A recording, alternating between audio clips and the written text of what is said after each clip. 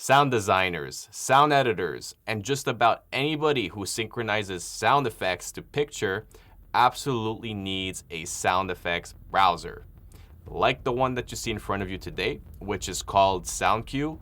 It is provided by a company called Pro Sound Effects.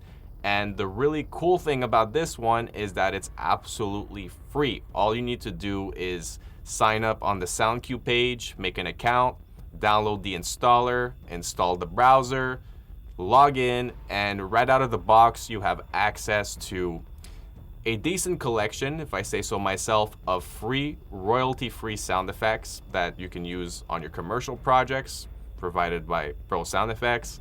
And it also is connected directly to the freesounds.org, I guess we can call it a repertoire of sound effects that have been recorded by people just like you and me.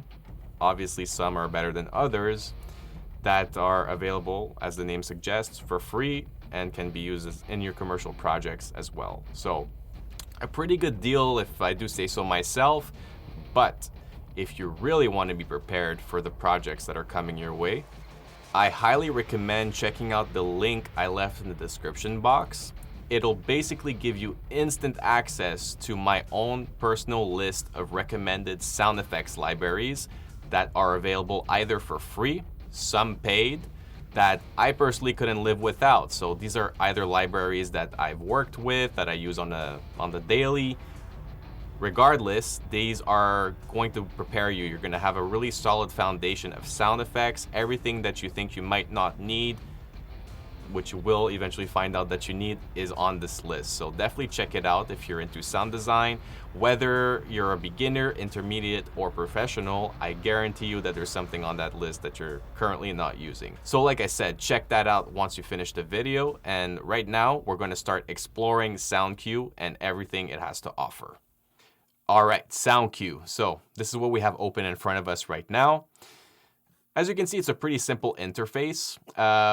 Like I said, this isn't the only sound effects browser that is available. You might have heard of SoundMiner, which is an industry standard tool. It's a lot more advanced, also a lot more costly, but it does have some very valuable tools that you can use to edit your sounds right in SoundMiner, so you can save yourself a lot of work in your DAW. And actually, there's a lot of stuff that, you might not even have in your DAW in there. So worth the investment further down the road. It also allows you to stream your sound effects library through the use of cloud storage to basically everybody in your team. So regardless of where they're working from and on what computer they're working from, they will have access to your sound effects library. So some pretty cool features for down the road, but for our purposes, and honestly, 99% of the time, I'm using SoundQ because I'm a solo sound designer. I don't really work in a team. You might fit the same profile, so SoundQ is more than enough, okay? So let's start exploring this. So what you have on the left over here are what we refer to as the collections. So I'm gonna give you a trick: create everything under the My Collections tab, because this is going to basically save itself on the cloud. So you can see there's like clouds over here. That means the stuff is saved to your account. So if ever your computer gets deleted, something happens, or you change computer, all you got to do is log in, and you're going to have all these collections you've created to organize your hopefully massive sound effects library, which requires massive organization. So as you can see, I have things broken up into ambience, Foley, and obviously not real Foley, because real Foley needs to happen in real time, but the stuff that you would do in a Foley recording would end up in here. And obviously the biggest category of all, sound effects. So this is, still growing. Everything is still growing. So you might not get it this way, right off the bat. But if you want a good reference, start with what you see on the screen. You can create all these collections and start populating them with sound effects. And if you can't populate them with sound effects because you don't have them, well, that's another invitation to check out that list I made. So now I'm going to show you how to create a collection. So let's say we want to create it under ambience. At the beginning, you'll probably just create it under here. So My Collection. So you have this little plus icon. Click on it, call it collection. All right, this is going to be a collection of collections.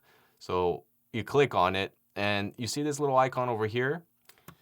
If you click on it, it makes that collection the target. So when you're going to be importing sound effects, they're going to be automatically routed to, well, to end up in there. So if we go over here in File, click Import, click Browse, and now they're loading. So this is where I keep my sound effects. I recommend you do the same or something similar, is to keep them on an external drive. I use an external SSD, Thunderbolt powered, and as you can see, I have all my sound effects. So, you know, like all you got to do is you got to click on a folder, click Open, and in my case, you see, automatically pointed to here, but you can change, you know. So even if you don't set it as a target, you can send it anywhere you want from here, and you can even create a new collection from here if ever you were wondering. So that's pretty cool. I'm going to click cancel for now because I'm not really trying to import anything. But that's the essentials. So you're going to create these collections and you're going to populate them with sound effects and keep it really nice and organized. You can even, you know, change the icons and the colors by going with the 3 dots over here. You have like way too many icons to choose from, and honestly, like you'll probably spend a lot of time doing this if you have some sort of OCD type behavior, which, you know, is typical of the sound designer. So definitely, you know, keep an eye on the clock while you're organizing these. Okay, so that's pretty much all there is. Now, if we want to search, so let's say we want risers, okay, like, or instruments, but let's go risers. And, you know, there's not that much right now, but at some point in your career, it might be like, you know, like a library in and of itself. So you might want to search. So you click the search bar on top, and let's say I want, let's pick something a little bit more vague, like doors, okay? So we click doors. Okay, there's not that many doors. I don't know, like urban ambience, okay? And we want something with a car in it. They should all have a car in it, but anyways, let's say I click car. Oh, not that many, but anyway, so you see now we have cars. The ones that have the car and the keywords, and, you know, like some of these are actually my personal sound effects that I recorded, like these ones. And I think we need to do an entire video just on how to name your sound effects to keep them organized, which, like I said, it will be another video. But, you know, I hope you're starting to see the importance of properly naming your files and metadata, because it's going to make your life so much easier when you're searching for things. It's indispensable. So anyways, so that's that. You can delete that, which is, you know, essentially deleting the filter. And that's all you need to know about the search. You know, if you don't want to go into your, like at the beginning, maybe you won't have time to create these, you can actually go into, for example, SoundQ, or like let's click something a bit more vast, the freesounds.org library, and you want like a duck. So you click duck, and this is searching through like literally, I don't know, probably millions of sound effects, and see, now we have everything with a duck. So you got to work on your language skills, you know, learn to describe the sounds that you're looking for, because it's the only thing that's going to allow you to get anything done. So that's cool. So that's pretty much it for the browser in itself. But the cool thing about SoundQ is it does have some pretty nifty tools right out of the box. So let's check some of those out. I'm just going to turn off my, my camera for a second so we can see properly. So basically, this is what you have. So let's say we click, I don't know, key whack. Let's see what that is. Okay, maybe something, I don't know. You know what? I'm just going to go into like something like that I know. Let's go in footsteps and carpet boots. Okay, so that's a short one. Let's say we wanted something a bit longer.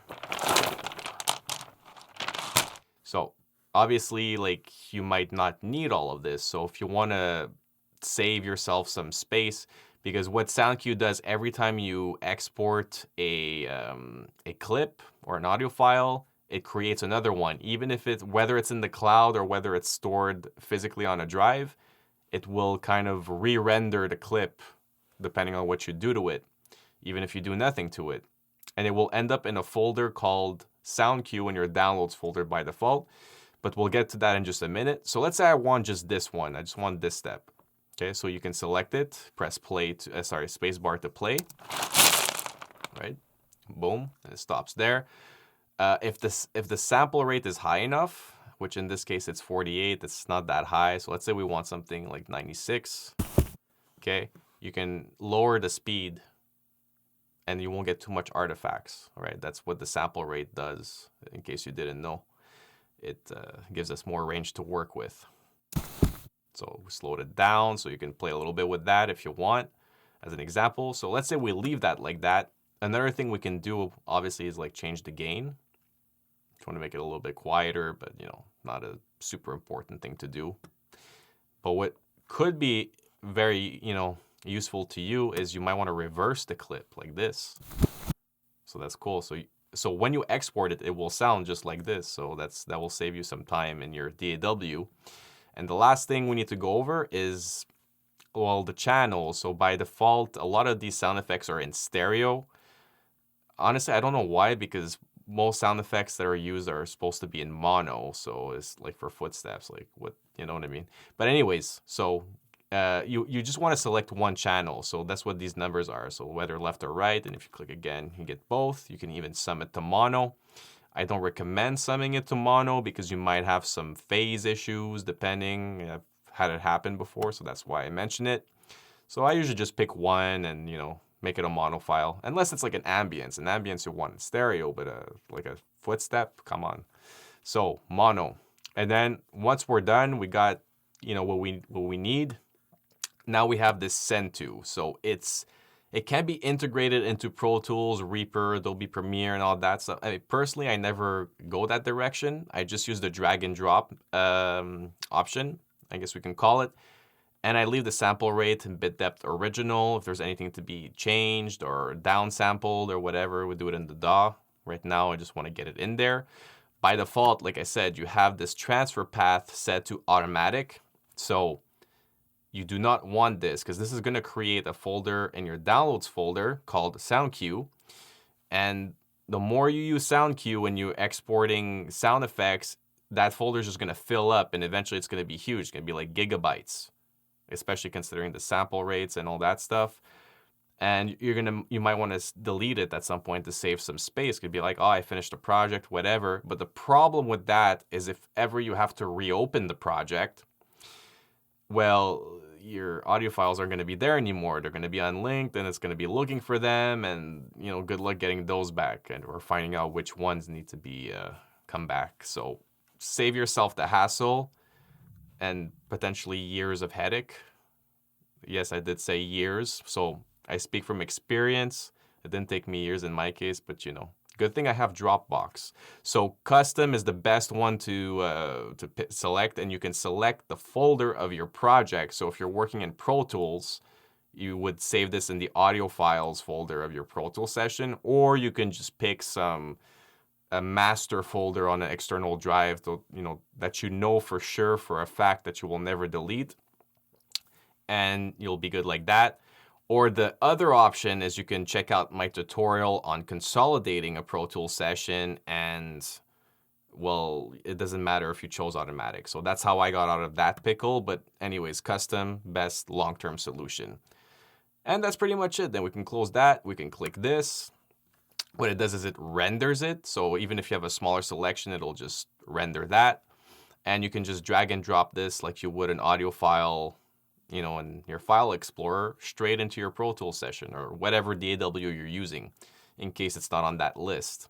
So I hope you see how important having a sound effects browser is going to be in your sound designer's tool belt.